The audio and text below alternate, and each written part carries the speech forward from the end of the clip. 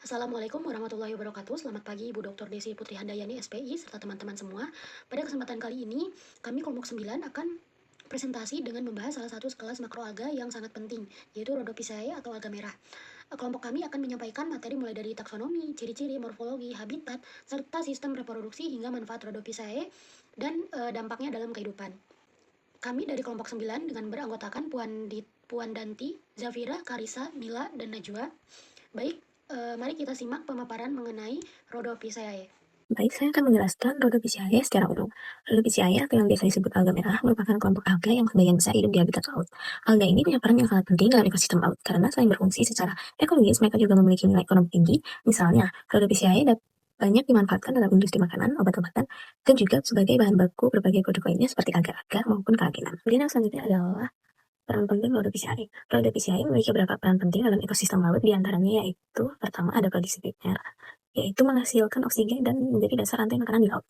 Yang kedua, ada penyedia habitat karena menjadi tempat hidup atau pelindungan bagi banyak organisme laut.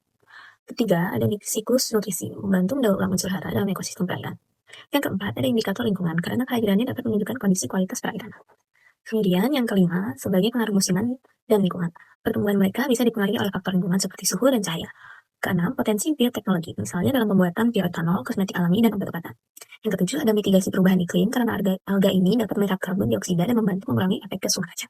Kemudian, selanjutnya adalah klasifikasi umum Rhodophyceae.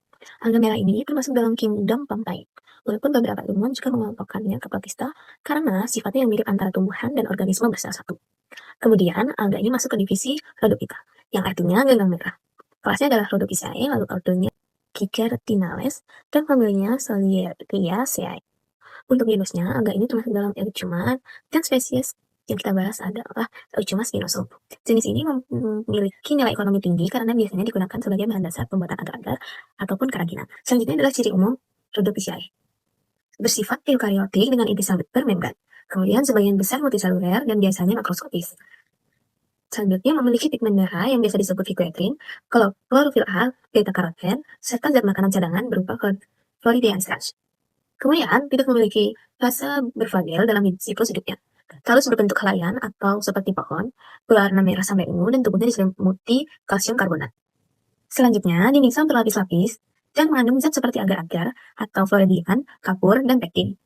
Selanjutnya, reproduksi seksual dengan gamet jantan tidak berflagel atau spermatia yang bergerak pasif ke alat kelamin betina ataupun carpoconium. Terakhir, perkembangbiakan vegetatif dengan planospora dan fermentasi talus. Berikutnya saya akan jelaskan mengenai morfologi umum Rhodophyceae. Yang pertama, tubuh berupa talus multiseluler. Yang kedua, tidak memiliki flagela pada semua tahap siklus hidupnya. Yang ketiga, dinding sel tersusun atas selulosa dan polisakarida sulfat seperti agar dan karagen. Yang terakhir, bentuk talus itu bervariasi mulai dari filamen, lembaran, hingga berkapur seperti alga koralin. Jika dilihat lebih detail lagi, keunikan Rhodophyceae ini juga tampak pada struktur selnya. Struktur sel Rhodophyceae yang pertama, pigmen utama pada Rhodophyceae adalah klorofil A dan phycobiliprotein yang membantu untuk beradaptasi di laut dalam. Yang kedua, cadangan makanan berupa tepung floridean. Yang ketiga, plastidanya tidak punya tilakoid bertumpuk. Dan yang terakhir, inti selnya tergolong dalam eukariotik dengan dinding sel yang kompleks. Berikutnya, bagian-bagian talus terdiri dari holdfast yang berada di bagian dasar untuk melekat pada substrat. Dan juga ada stip sebagai batang semu yang menopang talus. Berikutnya juga ada blades atau bisa disebut lamina adalah bagian pipih yang berfungsi untuk berfotosintesis. Beberapa memiliki klasifikasi seperti alga koralin untuk memperkuat struktur. Berikutnya, contoh genus dari Rhodophyceae yang pertama ada Gracilaria yang menjadi sumber akar, yang kedua ada Eucheuma penghasil karagen, yang keempat ada Gelidium untuk bahan akar berkualitas tinggi, dan yang terakhir ada Corallina sebagai alga merah berkapur penyusun terumbu karang. Yang pertama, Rhodophyceae berhabitat di laut, dominan di perairan pesisir, menempel pada organisme atau substrat, dan banyak ditemukan pada zona intertidal hingga subtidal. Ia juga hidup pada air tawar. Spesies Rhodophyta hanya sedikit yang hidup di habitat air tawar, seperti contohnya sungai, danau, dan aliran. Rhodophyceae dapat hidup pada kondisi tropis, subtropis, dan dingin. Lalu, Rhodophyceae bereproduksi secara seksual dan aseksual. Pada reproduksi seksual, dibagi menjadi tiga, yaitu isogami, anisogami, lalu oogami. Isogami adalah peleburan dua gamet dengan berukuran sama, anisogami adalah peleburan dua gamet dengan ukuran yang berbeda. Lalu oogami adalah peleburan gamet betina yang berukuran besar dengan gamet jantan yang berukuran kecil. Reproduksi aseksual juga terdapat 3. Yang pertama, pembelahan biner, fragmentasi, dan pembentukan spora. Pada pembelahan biner, ia merupakan sel hasil pembelahan memisah ada yang tetap bergabung maupun berkoloni. Lalu fragmentasi adalah pemutusan sebagian tubuh organisme yang tumbuh menjadi individu baru. Lalu pembentukan zoospora adalah zoospora di dalam sporangium lalu bergerak menggunakan flagel dan tumbuh menjadi organisme baru. Spesies Gilidiella acerosa, di sini dia memiliki bentuk talusnya yang tegak, membentuk rumpun dengan batang silindris. Kemudian dia cabangnya yang menyirip, bercabang tidak beraturan, bisa bercabang 2. Nah, spesies ini bisa tumbuh cukup tinggi, bahkan mencapai 60 cm. Rhizoidnya dia berbentuk berkas-berkas atau dinamakan fasciculate yang tumbuh tidak beraturan dari batang utama. Nah, jika dilihat dari strukturnya, Gilidiella acerosa ini memiliki korteks dan medula. Korteks ini terdiri dari 3 sampai 5 lapis sel, sedangkan medulanya dia lebih tebal dengan 7 sampai 12 lapis sel. Kemudian dia memiliki pola pembelahan selnya yang unik, yaitu sel baru terbentuk dengan pola silang atau decussep. Kemudian sporanya terbentuk di bagian ujung cabang atau batang tegak pada Saurus tetrasporangial. Nah, kegunaannya sendiri pada Gilidiella acerosa ini berfungsi sebagai stabilizer pangan, sumber senyawa bioaktif seperti antioksidan dan antimikrobial, bahkan memiliki efek neuroprotektif yang artinya dia dapat berpotensi melindungi sel-sel saraf. Spesies Hypnea mustiformis. Spesies ini memiliki talus yang berbentuk gumpalan bercabang atau tufts dengan percabangan padat dan batang silindris yang tumbuh tidak beraturan. Nah, panjang talus ini bervariasi, biasanya antara 10 sampai 20 cm dengan diameter 0,5 sampai 1 cm. Ketika kondisi cahaya atau ketika perairan miskin nutrien, warna spesies ini bisa berubah menjadi kuning kecoklatan. Kemudian untuk reproduksinya ini dia lebih sering terjadi secara aseksual melalui fragmentasi dibandingkan reproduksi seksual. Nah, habitatnya juga dia terdapat di perairan dangkal, tropis hingga subtropis, baik di zona intertidal maupun di subtidal. Spesies ini biasanya menempel pada karang, batu, atau bahkan hidup sebagai epifit pada alga lain. Contohnya alga pada sargassum atau Acanthophora. Nah, yang paling penting dari spesies ini yaitu memiliki senyawa bioaktif dengan sifat anti jamur, antibakteri, antiinflamasi, antioksidan, bahkan anti kanker. Jadi spesies ini memiliki potensi yang sangat besar untuk bidang kesehatan maupun bidang farmasi. Spesies Rhodophyta yaitu Komanawa chalybes. Nah, spesies ini memiliki tinggi sekitar 5,5 hingga 8,5 cm dengan diameter batang yang halus sekitar 425 sampai 575 mikrometer.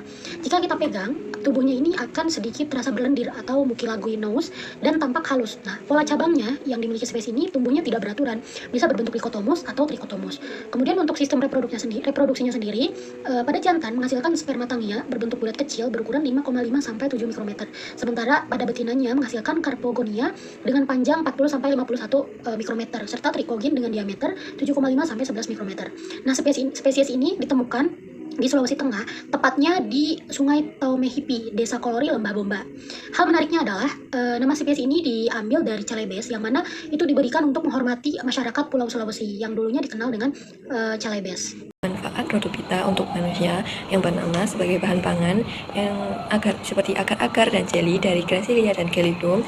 Kemudian ada nori digunakan pada kimbap atau sushi dari Porphyra. Kemudian sebagai sumber protein nabati yang digunakan sebagai pengganti daging atau ikan bagi vegetarian. Sumber vitamin A, B, C dan mineral yang mengandung iodium, zat besi, dan kalsium, dan juga digunakan sebagai karaginan dari Augeuma spinosum dan Caparicus alvarezii. Obat-obatan seperti antioksidan dalam pigmen phycobiliprotein dan phycoedrin, dan juga senyawa quinolik bisa sebagai anti kanker dan anti tumor dari Polysaccharida sulfat dan ekstra alga merah. Kemudian ada antibakteri dan antivirus dari Polysaccharida sulfat atau karaginan. Bisa juga digunakan dalam imunostimulan dari karaginan dan polisakarida kompleks serta sebagai kesehatan pencernaan dari serat larut dari agar-agar dan karaginan, dan juga bisa sebagai suplemen kesehatan yang mengandung vitamin B12, mineral iodium, mineral kalsium, dan zat besi. Bahan kosmetik digunakan dalam pelembab alami dari karaginan dan agar, anti-aging dari antioksidan, phycobiliprotein, phycoerythrin, dan vitamin. Sebagai tabir surya alami dari phycoerythrin, masker dan perawatan wajah dari ekstrak Rhodophyta, dan juga bisa digunakan dalam perawatan rambut yang mengandung mineral dan vitamin.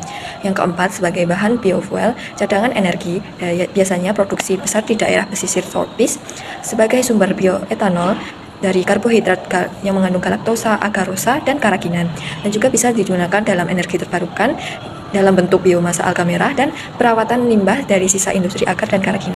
Dampak dari Rhodophyta. Rhodophyta sebenarnya berperan positif dalam ekosistem laut sebagai habitat ikan, produsen primer, dan penyedia oksigen. Namun, jika terjadi ledakan populasi atau alga bloom akibat kelebihan dari nutrien, dapat menyebabkan yang pertama, menghalangi cahaya matahari yang masuk ke perairan sehingga menghambat fotosintesis organisme lain. Yang kedua, saat mati dan membusuk, dapat meningkatkan kebutuhan oksigen di air sehingga menyebabkan hipoksia atau kekurangan oksigen bagi biota laut. Alga lokal atau natif biasanya bagian alami dari ekosistem dan tidak mengganggu jika dalam jumlah normal. Akan tetapi, beberapa spesies bisa menjadi invasif bila masuk ke habitat baru tanpa pengendali alami. Sebagai penutup, dapat kita simpulkan pada pembahasan mengenai Rhodophyceae atau alga merah, yaitu yang pertama, Rhodophyceae ini berperan penting dalam ekosistem laut, tidak hanya sebagai produsen primer, tetapi juga sebagai penyedia habitat bagi organisme lain, serta pengatur siklus nutrisi di perairan. Kemudian yang kedua, alga merah ini memiliki ciri khas yaitu memiliki pigmen phycobiliprotein, khususnya phycoerythrin, talusnya yang berbentuk multiseluler atau tanpa flagela, kemudian serta dinding selnya yang mengandung agar dan keraginan. Nah, dari sisi ekonominya, Rhodophyceae ini memiliki nilai yang sangat tinggi. Misalnya dalam bidang pangan, dia dimanfaatkan untuk produksi agar, keraginan, dan nori, sedangkan dalam bidang kesehatan, senyawanya memiliki aktivitas antioksidan, antibakteri, hingga anti kanker. Kemudian dalam bidang kosmetik, alga merah ini banyak digunakan sebagai pelembab, anti-aging, dan tabir surya alami. Sementara dalam bidang energi, potensinya ada pada produksi biofuel dan bioetanol. Nah, tentu tidak semua dampaknya memiliki positif. Jika terjadi ledakan, populasi atau alga bloom, kualitas perairan bisa menurun dan berdampak negatif bagi lingkungan. Oleh karena itu, pemanfaatan Rhodophyceae ini harus dilakukan dengan bijak dan keberlanjutan, sehingga manfaat ekologis dan ekonominya tetap bisa dirasakan tanpa merusak ekosistem laut. Berikut merupakan referensi yang kami gunakan.